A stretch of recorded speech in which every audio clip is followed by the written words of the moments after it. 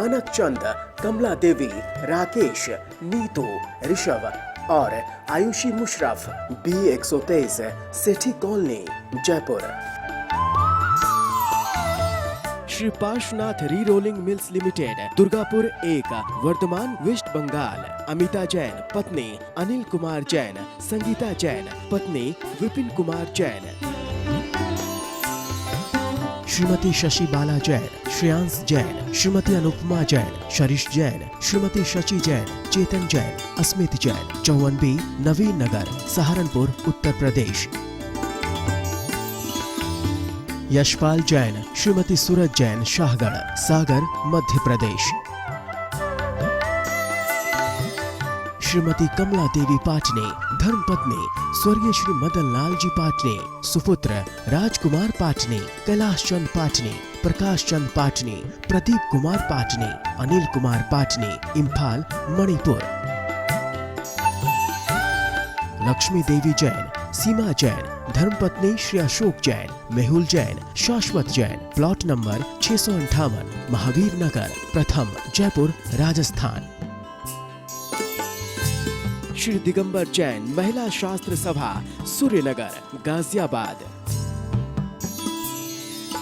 श्री सन्मति महिला मंडल, श्री दिगंबर जैन मंदिर, सेठी colony, Agra road, Jaipur. जय जिनेन्द्र तज्जयति परम ज्योति समं समस्तैरनंत पर्यायैः दर्पणतल इव सकला प्रतिफलति पदार्थमालिका यत्र। पंच परमेष्टि भगवान की जय। आज के श्लोक और भी विचित्र हैं।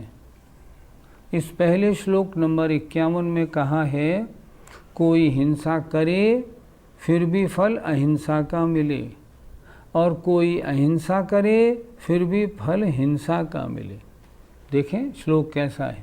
अविधायापि हिंसाम, अविधायापि हिंसाम, हिंसा फल भुग् भवत्येकः, हिंसा फल भुग् भवत्येकः, कृत्वाप्यपरो हिंसाम, कृत्वाप्यपरो हिंसाम, हिंसा फल भाजनम न स्यात्, हिंसा फल भाजनम न स्यात्। बोलिए। अविधायापि हिंसाम, हिंसा फल भुग् भवत्येकः, कृत्वाप्यपरो हिंसाम, हिंसा फल भाजनम न स्यात्। अविधायापि नहीं करके भी, ही माने निश्चय से, हिंसाम हिंसा को, हिंसा फल भुग हिंसा के फल का भोगने वाला, भवती एकः एक कोई होता है। क्या मतलब? कोई कैसा होता है कि हिंसा न करके भी हिंसा के फल का भोगने वाला एक होता है। हिंसा नहीं कर रहा है फिर भी हिंसा का फल मिलेगा। कृत्वा अपि अपरः, कृत्वा करके, अपि माने भी, अपरे माने दूसरा, हिंसाम हिंसा को, और दूसरा अपरो माने दूसरा कोई, हिंसा को करके भी, हिंसा फल भाजनम हिंसा के फल को भोगने वाला नहीं होता है। विचित्र बात। जिसने हिंसा नहीं की उसको हिंसा का फल लगा, और जिसने हिंसा की उसको हिंसा का फल नहीं मिला। कितनी विचित्र बात है। पंडित जी, ऐसा कैसे हो सकता है? समझ में नहीं आया। घर में चोर घुस आए, खटपट की आवाज़ हुई, हमारी नींद खुली, हमने हल्ला मचाया। सामने वाले चोर ने एक गोली मारी हमें और भाग गया। गोली हमें नहीं लगी। अच्छा, उसको मारने का पाप लगा या नहीं लगा? लगा। गोली नहीं लगी, हिंसा नहीं हुई, फिर भी हिंसा का फल मिला। पहली पंक्ति। अब दूसरे में क्या कह रहे हैं? हमारे यहाँ क्या होता है, जहाँ मिलिट्री का एरिया होता है वहाँ चांदमारी सिखाई जाती है। चांदमारी का मतलब होता है सामने एक निशान बना देते हैं और उसमें गोली मारी जाती है। इससे वो सिपाहियों को निशाना गोली मारना लगाना सिखाते हैं। उस एरिया के बाहर लिखा होता है नो एंट्री प्लीज़, कोई अंदर ना आए, यहाँ ये चांदमारी का स्थान है, कोई प्रवेश ना करे। अब किसी ने वहाँ प्रवेश कर लिया, देखें तो सही यहाँ है क्या। उसने अंदर प्रवेश किया और चांदमारी सिखाई जा रही है और उसको गोली लगी और वो मर गया। क्या गोली मारने वाले को पाप लगेगा? नहीं लगेगा। कितनी विचित्रता है। गोली मारी है, सामने वाला नहीं मरा लेकिन पाप लगा। गोली मारी है, सामने वाला मरा, फिर भी पाप नहीं लगा। क्यों नहीं लगा? अभिप्राय के अनुसार पाप लगता है। वहाँ चोर का अभिप्राय मारने का था, लेकिन अभिप्राय होते हुए भी न मरा, पाप लगेगा। चांदमारी में मारने का अभिप्राय नहीं था, सामने वाले को गोली लगी और एट द स्पॉट मर भी गया, फिर भी पाप नहीं लगेगा। इसी तरह बड़ी विचित्रता है, कहीं हिंसा करके भी हिंसा न लगे और हिंसा न करके भी और हिंसा हो जाए। अब इसे और तरह से सोचते हैं। एक व्यक्ति ने दान दिया, उसने सौदाबिंद्र की बोली ली, मान लो 50 लाख रुपए की, 51 लाख में बोली उसकी हो गई। क्यों बोली हो गई? क्योंकि वहाँ जब बोली चल रही थी ना, तो सामने वाला जो बोली बोल रहा था ना, वो कह रहा था इसको सौदाबिंद्र नहीं बनने दूंगा, इसकी नाक काट के मानूंगा, चाहे कुछ भी हो जाए। और वो बोलता गया, बढ़ाता गया, आखिर 51 लाख में उसने अब बोली अपने नाम करा ली और उसको बोली नहीं लेने दी। और मूँछों पे ताप दे के कहता है देखा, बहुत बनना चाह रहा था सौदाबिंद्र, नहीं बनने दिया। ठीक। दूसरा व्यक्ति गरीब था बेचारा, उसने कहा इन सेठ ने 51 लाख रुपए की बोली ली है। वो आया, आने के बाद उसने उनके चरण छुए और बोला सेठ जी आपका जीवन धन्य है, आपने क्या अपने रुपयों का उपयोग किया है। अब सोचें, जिसने 51 लाख रुपए खर्च किए उसने तो पाप बंद किया, उसने तो मान कसाई की पुष्टि में 51 लाख रुपए खर्च किए, और जिसने एक पैसा भी नहीं दिया उसने उनको बधाई देके पुण्य का बंद कर लिया। बड़ी विचित्रता है। इस तरह आचार्य ने इस श्लोक में कहा है, कोई हिंसा करता हुआ भी हिंसा का फल भोगने वाला नहीं, और कोई हिंसा नहीं करता हुआ भी हिंसा का फल भोगने वाला होता है। सही सिद्ध होता है। पंडित जी, खेती करने में बहुत हिंसा होती है, तो क्या किसान को महान पाप का बंध होता है? क्या किसान जीव हिंसा के लिए खेती करता है? नहीं। गल्ले प्राप्ति के लिए खेती करता है, अपनी आजीविका के लिए खेती करता है? करता है। उसने जीव मारने के लिए खेती नहीं की, इसलिए खेती में जीव हिंसा होने पर भी आचार्यों ने खेती को नंबर 1 कार्य माना है। एक किताब अभी पढ़ने को मिली, आचार्य श्री ने दी हमको, आचार्य ज्ञान सागर महाराज की लिखी हुई पवित्र मानव जीवन। उसमें लिखा है अगर जीवन सुख में गुजारना है तो खेती करो और गाय भैंस पालो, बस। और क्या चाहिए? क्या मतलब? खेती करो, अन्न मिल गया, खेती में रुई पैदा हुई, कपड़े पहनने को मिल गए, गाय भैंस हुआ, दूध ही मिल गया, और चाहिए क्या? और झगड़े में क्या रखा है? और वास्तव में कितनी सुंदर किताब। मेरा निवेदन, जिन्होंने नहीं पढ़ी हो वो आचार्य ज्ञान सागर जी महाराज की पवित्र मानव जीवन पुस्तक ज़रूर पढ़ें। बड़ी सुंदर किताब, पतली सी है, 5 रुपये 10 रुपये की आती होगी, बड़ी छोटी सी किताब है। उसमें हिंदी के छंद आचार्य ज्ञान सागर जी महाराज ने लिखे, जो आचार्य विद्यासागर जी के गुरु थे उनके, बहुत अच्छी लिखी है, पढ़ के तबीयत प्रसन्न हुई। अब प्रश्न इस बात का है, खेती करने में हिंसा होती है तो खेती करने को इतना उच्च स्थान क्यों दिया? क्योंकि किसान जीव मारने के लिए खेती नहीं करता, इसलिए जीव मरते हैं फिर भी हिंसा नहीं होती। अच्छा, दूसरी बात लें, कोई मछियारा है, तालाब में गया, उसने अपना जाल डाला, बड़ी कोशिश की, आज बेचारा 3 घंटे मेहनत करता रहा, एक भी मछली नहीं आई, पाप लगा के नहीं? पाप लगा। क्यों लगा? उसके परिणाम मारने के थे, मरे नहीं। इसके परिणाम मारने के नहीं थे, मरे तो भी। इसी तरह इस श्लोक को हमें अच्छी तरह समझ लेना चाहिए। बहुत सुंदर श्लोक है। जीवन में ऐसे बहुत से प्रसंग आते हैं, तो क्या करना चाहिए? करना ये चाहिए, हम अपने परिणामों में राग द्वेष की उत्पत्ति को रोकें। किसी की बुरे और भले की बात क्यों सोचें? कोई मर जाए, किसी का नाश हो जाए, तेरे सोचने से होगा नहीं, फिर क्यों करता है? अगर अपनी इस प्रवृत्ति को हम सही कर लें तो बहुत अच्छा जीवन हो जाए। घर गृहस्थी के कार्य में हम देखभाल कर काम करते हैं, फिर भी हिंसा हो जाती है, तो उस हिंसा का फल हमें लगेगा कि नहीं? जो व्रती होते हैं, क्या वो अपना भोजन नहीं बनाते? क्या वो घर में झाड़ू नहीं लगाते?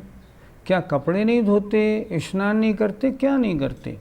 व्रतियों को करना पड़ता है। हमने माना 8वीं आरंभ त्याग प्रतिमा के बाद करने का निषेध है, लेकिन 2 प्रतिमाधारी श्रावक हैं, त्रस हिंसा का त्याग कर दिया, अहिंसाणुव्रति है। क्या झाड़ू, कपड़े धोने, नहाने आदि में जीव हिंसा नहीं होगी? होगी ही होगी, लेकिन आशय बिल्कुल नहीं है करने का। इसलिए जीव हिंसा होने पर भी उसको हिंसा का पाप बिल्कुल नहीं लगेगा। उसका नियत, उसकी इंटेंशन, उसका अभिप्राय क्या है? मेरे द्वारा एक भी जीव की हिंसा नहीं हो जाए। वो बहुत देखभाल के करेगा। मैंने देखा, एक व्रती महिला थी, रात्रि को घर का सारा काम करती थी। जरा ध्यान से सुनिएगा, कितनी अच्छी बात है। रात्रि को सोने से पहले सारे बर्तन मांज के फिर सोती थी। क्या मतलब?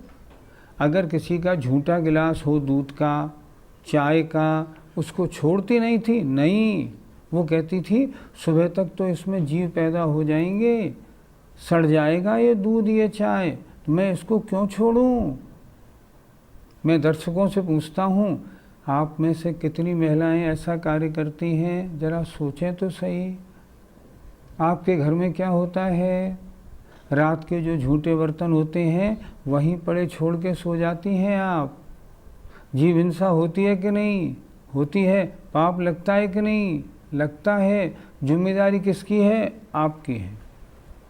घर गृहस्थी के कार्यों में जो हिंसा लगती है उसकी मुख्य जिम्मेदारी महिला की। व्यापार में जो हिंसा होती है मुख्य जिम्मेदारी पुरुष की। महिला का कर्तव्य है घर गृहस्थी के कार्यों में कहीं भी हिंसा नहीं होने दे। इसलिए आपके जवाब की बात का उत्तर यह है, देख शोध के कार्य करने के बाद भी हिंसा तो होगी ही होगी, लेकिन हिंसा का फल हाँ लगेगा ही लगेगा। अगर वो हिंसा का फल न मिले तो फिर उसका त्याग क्यों करे? फिर तो करता रहे, आरंभ त्याग प्रतिमा क्यों ले? नहीं, आरंभ त्याग प्रतिमा करेगा, क्योंकि उसमें भी हिंसा है, पाप है, लेकिन इंटेंशन नहीं होने के कारण बहुत कम पाप लगेगा।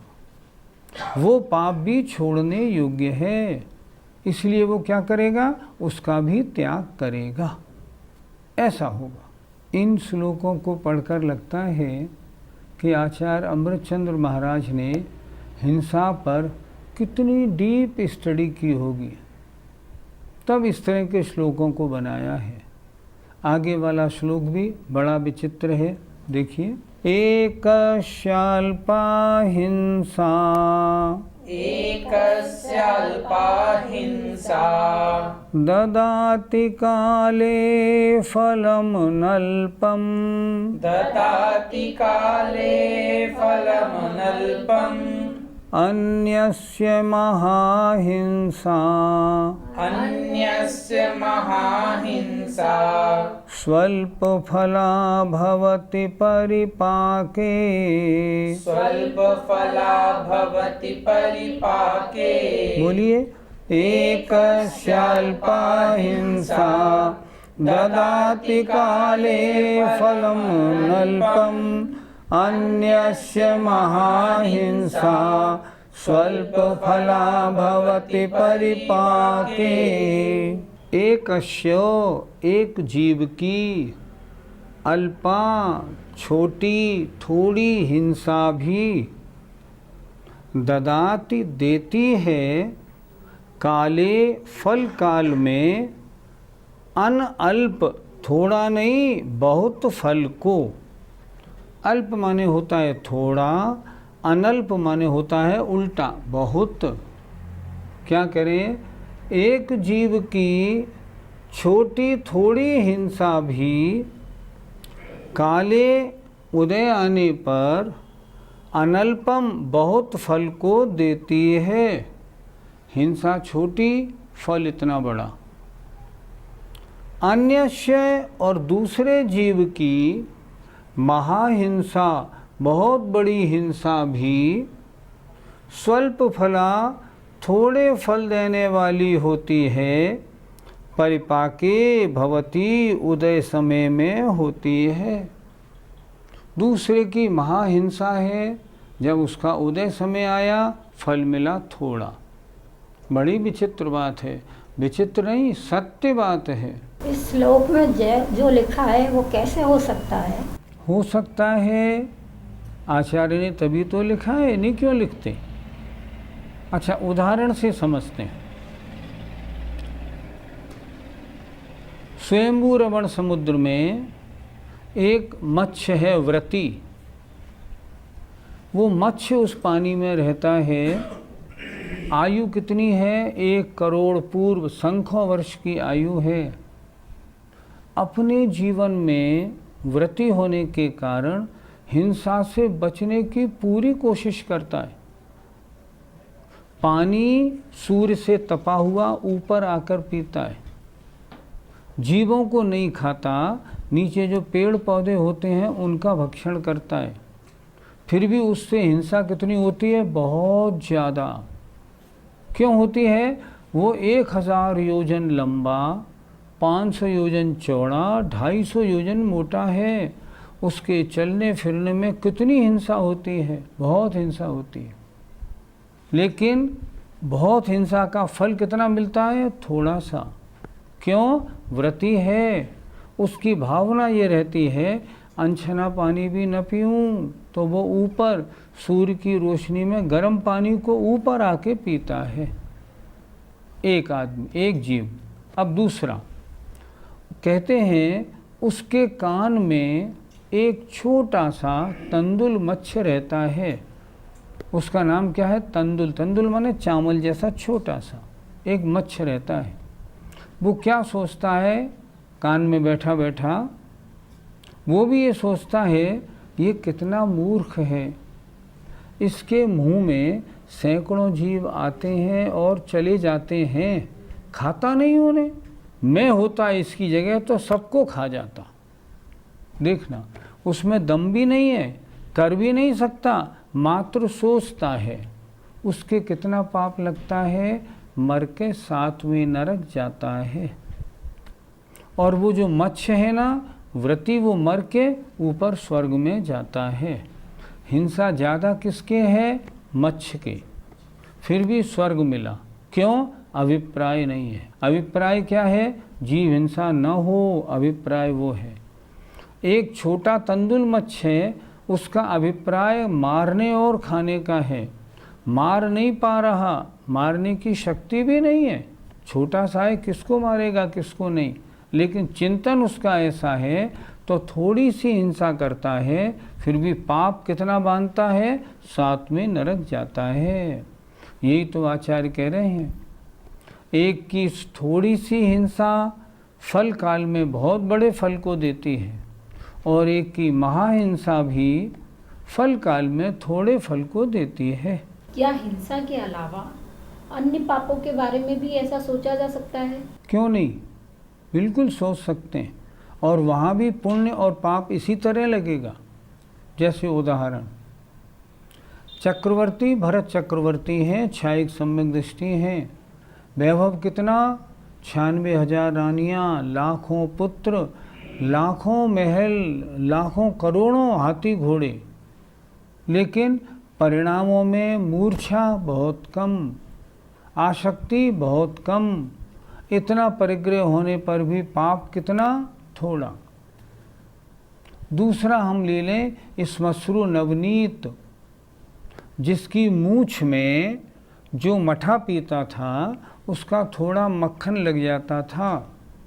उस मक्खन को उसने एक जगह इकट्ठा करना शुरू किया और उसमें उसकी इतनी ममता थी उस जरा से मक्खन में कि मैं एक दिन सपने में देखा उसने इस मक्खन को और कुछ दिनों बाद में बेचूंगा, तब ये करूंगा और ये करूंगा और ये करूंगा, फिर मेरा मकान होगी, फिर मेरी शादी हो जाएगी, और जब मेरी पत्नी मेरे पैर दावेगी तो मैं ज़ोर से लात मारूंगा, तो ये पैर दाबना भी नहीं आता।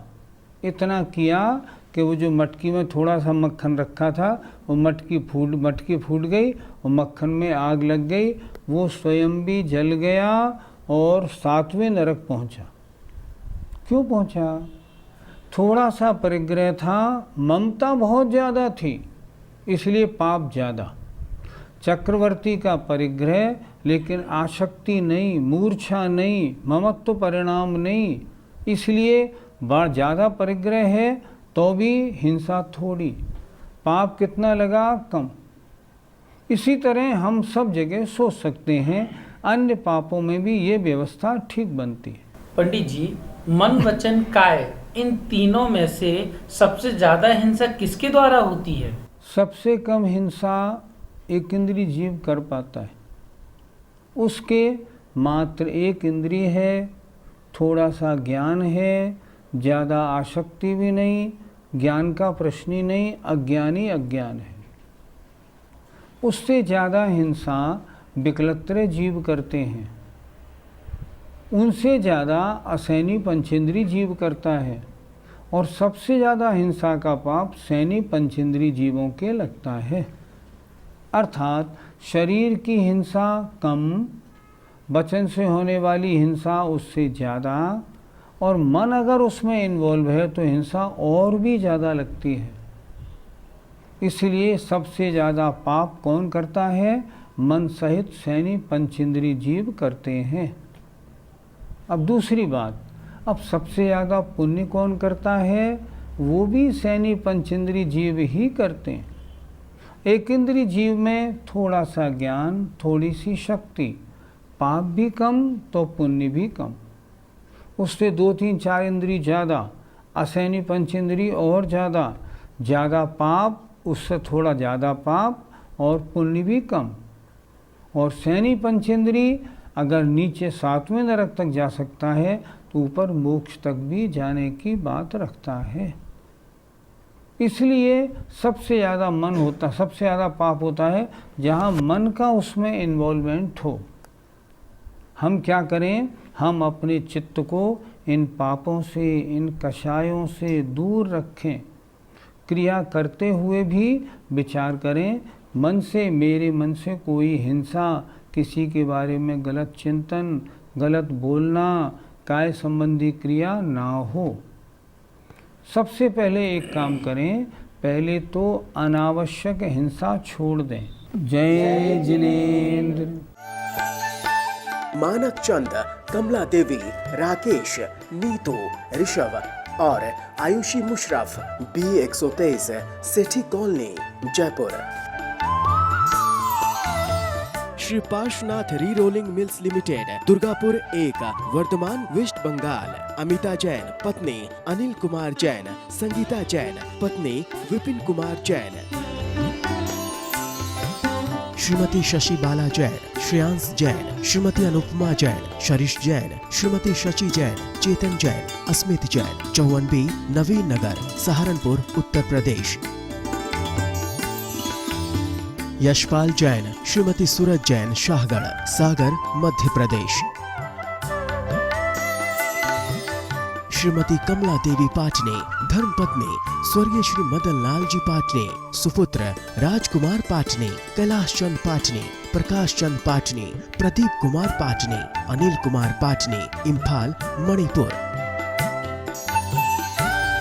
लक्ष्मी देवी जैन, सीमा जैन, धर्मपत्नी श्री अशोक जैन, मेहुल जैन, शाश्वत जैन, प्लॉट नंबर 658, महावीर नगर, प्रथम, जयपुर, राजस्थान। श्री दिगंबर जैन, महिला शास्त्र सभा, सूर्यनगर, गाजियाबाद। श्री सन्मति महिला मंडल, श्री दिगंबर जैन मंदिर, सेठी कॉलोनी, आगरा रोड, जयपुर।